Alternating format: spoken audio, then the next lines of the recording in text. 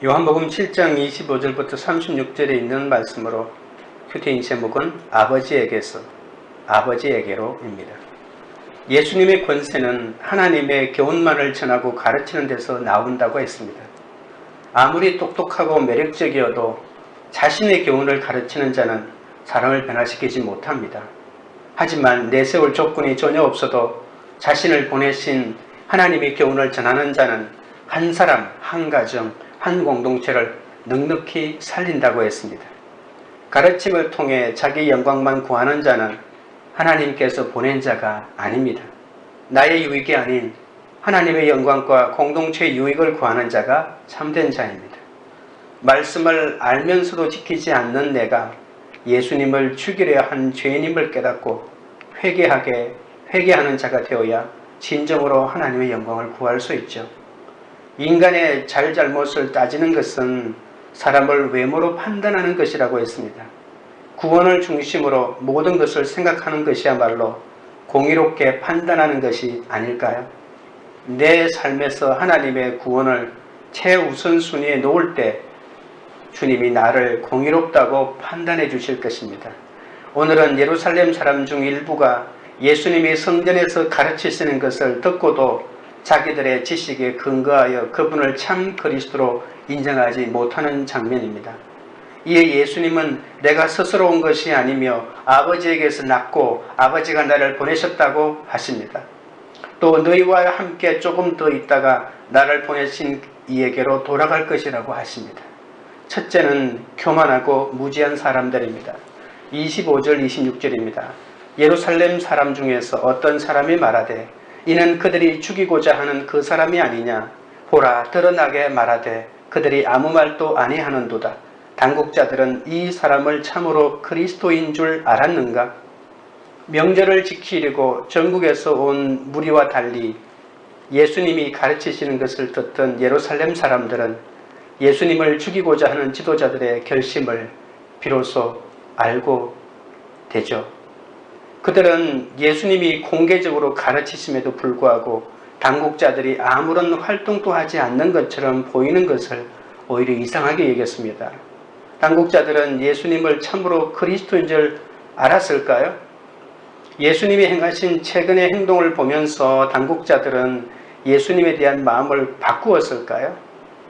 그들은 예수님의 표적과 말씀이 집권층의 권력 기반을 얼마나 효과적으로 허물고 있는지 바로 눈치챘습니다. 그래서 그들은 지도자들의 침묵에 당국자들이 예수님을 진짜 그리스도로 알고 있는 건 혹시 아닌가라고 이렇게 비꼬고 있죠.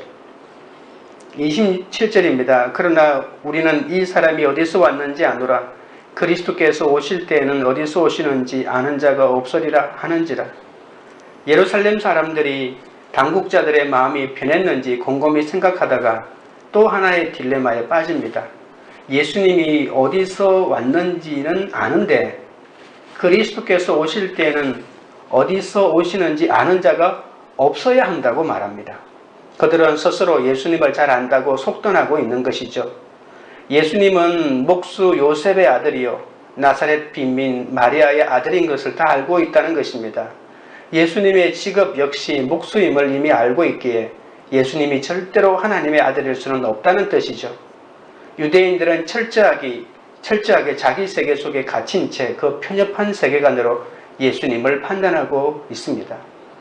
그들은 그리스도께서 영광스럽게 오시리라는 불완전한 지식으로 낮고 천한 모습으로 오신 예수님을 멸시하고 있는 것입니다. 육신으로 똑똑한 그들은 예수님을 이 사람으로 부를 만큼 영적으로 무지하고 교만했습니다. 그들은 그리스도가 영광으로 드러나기까지는 그리스도의 정체성이 알려지지 않을 것으로 생각했습니다. 나는 이미 다 안다는 교만이 깨져야 초라한 모습으로 온 이 사람이 바로 구세주이심을 알게 됩니다. 적용 질문 드립니다.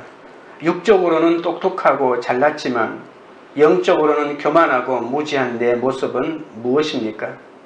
나는 이미 다 안다의 교만과 자기 확신이 있지는 않습니까? 둘째는 아버지에게서 나신 예수님입니다. 28절 29절입니다. 예수께서 성전에서 가르치시며 외쳐 이르시되 너희가 나를 알고 내가 어디서 온 것도 알거니와 내가 스스로 온 것이 아니니라. 나를 보내신 이는 참되시니 너희는 그를 알지 못하나 나는 아오니 이는 내가 그에게서 났고 그가 나를 보내셨음이라 하시니. 예루살렘 사람들이 공경에 처한 것을 아시고 예수님은 외치십니다. 외쳐 이르시되는 권위 있는 예언자적인 선포를 말하죠. 예수님은 중요한 공적 선언을 하실 때마다 외치시면서 선언합니다. 사람들은 예수님이 목수님을 알았고 예수님은 사람들이 아는 지식의 모습을 스스로 인정하죠. 그러나 주님은 자신의 이런 외적 환경을 넘어서는 신적 권위와 근원을 선포하고 있는 것입니다. 예루살렘 사람들은 예수님을 나사렛 목수의 아들로만 알 뿐 하나님 아버지로부터 왔다는 사실을 모르고 있습니다. 예수님은 사람의 몸에서 태어나셨고 사람의 육체로 목수의 직업을 지니고 계실지라도 하나님께서는 당신을 보내셨고 하나님께서 당신을 그리스도로 세우셨음을 지금 주님께서 강조하여 말씀하고 계신 것이죠. 예수님은 스스로 온 것이 아니라 하나님이 보내셔서 오신 분이기 때문에 참되시다고 하십니다. 참되다고 하는 말은 옳고 신뢰할 수 있다는 말이잖아요.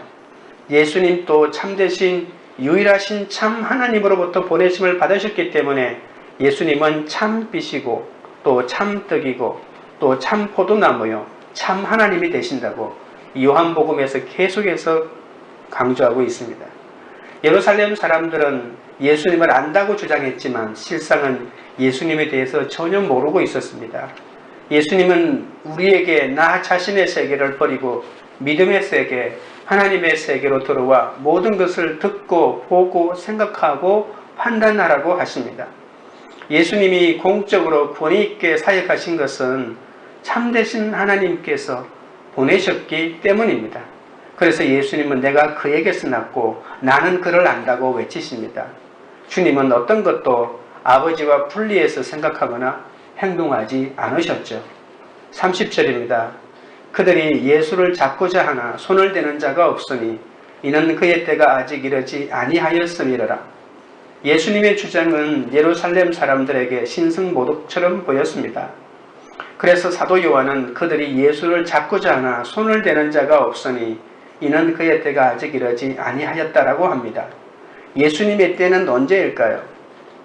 예수님은 이 때를 향하여 나아가고 계신데 이 때는 바로 예수님의 고난과 죽음과 그리고 부활과 성천을 말하죠. 예수님의 적대자들의 어떤 교묘한 계략도 예수님의 사역을 너무 이런 시기에 끝나게 할 수는 없습니다. 예수님은 예수님의 때에 그것을 끝내실 것입니다. 예수님은 그의 때가 올 때까지 그 누구의 손에도 자기를 허락하지 않을 것입니다. 나의 권한을 잊고 스스로의 계획과 열심으로 살면 잘 될 것 같지만 실상은 망한다고 합니다. 그러나 나를 지으신 아버지의 손을 붙잡고 사명을 따라 행하면 어떤 대적도 나를 해치지 못하는 것이죠. 그러니까 리빙스턴이 말한 것대로 사람은 사명을 다할 때까지는 절대 죽지 않는다는 말이 있습니다. 적용 질문 드립니다. 사람들이 비웃는 나의 초라한 외적 모습을 겸손히 인정합니까? 나의 권위와 권한을 나를 보내신 하나님 아버지께 둡니까? 아니면 내 의와 열심, 세상의 도움에 둡니까? 셋째는 아버지에게로 돌아가신 예수님입니다. 31절입니다. 무리 중에 많은 사람이 예수를 믿고 말하되 그리스도께서 오실지라도 그 행하실 표적이 이 사람이 행한 것보다 더 많으랴 하니. 예루살렘 사람들의 부정적인 태도에도 불구하고 무리 중에 많은 사람이 예수님을 믿었습니다. 유대인이라고 모두 자기 세계만 사로잡혀 있는 것은 아니죠. 그들 중에 적지 않은 자들이 예수님의 인간적 출신에 대해서 소상하게 알고 있었음에도 불구하고 주님의 말씀을 듣고 믿음의 세계로 뛰어들어 주님을 그리스도로 영접하기 시작했다고 합니다. 아마도 명절을 위해 예루살렘에 온 순례자들이었을지도 모릅니다. 이들은 그리스도께서 오실 때에는 어디서 오시는지 아는 자가 없으리라는 말도 받아들이지 않았습니다. 이들은 그리스도께서 오셔도 예수님보다 많은 표적을 보일 수 없다고까지 말합니다. 32절입니다. 예수에 대하여 무리가 수군거리는 것이 바리새인들에게 들린지라 대제사장들과 바리새인들이 그를 잡으려고 아랫사람들을 보내니 무리 중 많은 사람이 기꺼이 예수님을 믿는 이 사건은 입소문을 타고 예루살렘에 퍼져나가기 시작했습니다. 이 수군거림이 바리새인들에게까지 들렸습니다. 예수님의 말씀을 들은 무리 가운데 많은 사람이 그분을 믿게 되었다는 이 말에 유대 지도자들은 충격을 받습니다. 급기야 대제사장들과 바리새인들은 예수님을 그냥 두면 안 되겠다고 판단하고 그를 잡으려고 아랫사람들을 보내게 됩니다. 대제사장들과 바리새인들만은 끝까지 자기 세계를 벗어나지 않습니다. 이들은 이전에도 예수님을 잡으려는 시도들과 그를 죽이고자 하는 음모들이 있었는데 다시 한 번 더 예수님을 잡으려고 시도합니다. 이 아랫사람들은 대제사장들의 명령으로 성전 구역에서 치안을 유지하기 위해 성전 경비대 역할을 하는 레위인들을 말합니다. 33절 34절입니다. 예수께서 이르시되 내가 너희와 함께 조금 더 있다가 나를 보내신 이에게로 돌아가겠노라. 너희가 나를 찾아도 만나지 못할 것이요 나 있는 곳에 오지도 못하리라 하시니 주님은 그들에게 내가 너희와 함께 조금 더 있다가 나를 보내신 이에게로 돌아가겠다고 하십니다. 이 말은 주님께서 십자가의 고난과 부활 후에 승천하실 것을 의미하죠. 자신이 얼마 후 십자가의 죽음을 통해 아버지께로 돌아갈 것을 아셨기 때문에 이 말씀을 하신 것입니다. 아버지에게서 나신 주님은 아버지에게로 돌아가는 것이죠. 초막절 후에 예수님은 두 번 더 예루살렘을 방문합니다. 한 번은 수전절에 방문하시고 또 한 번은 마지막 6월절에 방문하죠. 이때 예수님은 십자가 죽음을 당하도록 넘겨지십니다. 그때 무리는 예수님을 보려고 해도 더는 볼 수 있는 기회가 없을 것입니다. 예수님이 가시는 곳에 이 무리는 따라갈 수 없습니다. 죽어도 자기 세계만을 고수하겠다는 사람, 자기 세계의 노예가 된 사람은 아무리 주님을 찾아도 만날 수도 주님이 계신 곳에 이를 수도 없는 것입니다. 왜냐하면 주님이 계신 곳은 믿음의 세계이기 때문에 그렇습니다. 이스라엘 백성들이 400년 동안이나 익숙하게 살아왔던 죄와 본능과 욕망과 그리고 암흑의 세계인 애굽으로부터 해방될 때를 기억해 보십시오. 하나님께서는 홍해를 가르고 가나안 땅으로 가는 믿음의 대로를 열어주지 않았습니까? 뒤따라오는 바로의 군대를 홍해 속에 수장시키고 또 광야 생활할 때 하루도 그러지 않고 만나와 메추라기를 공급해 주셨습니다. 그러나 그들은 그 많은 기적과 하나님의 인도하심을 경험하고도 끝내 하나님을 보지 못하고 광야에서 죽고 말죠. 출애굽의 길에서 끊임없이 환애굽의 기회만 엿보던 사람들은 모두 광야에서 멸망당합니다. 다시는 옛세계에 연연하지 않고 오직 믿음의 세계를 받아들였던 사람 앞에서만 요단강이 갈라진 것입니다. 오직 그들만이 믿음의 땅, 약속의 땅인 가나안에 입성할 수 있습니다. 여러분은 지금 옛세계인 애굽을 바라보고 계십니까? 아니면 믿음의 땅인 가나안을 바라보고 계십니까? 예수님은 아직도 내 때가 아니라고 하시면서 조금 더 그들과 함께 있을 것이라고 말합니다. 시간이 얼마 남지 않았습니다. 지금이 우리가 예수님을 만날 만한 때입니다. 이때를 놓치면 절대로 다시는 기회가 오지 않을 것입니다. 코로나 사태를 생각해 보십시오.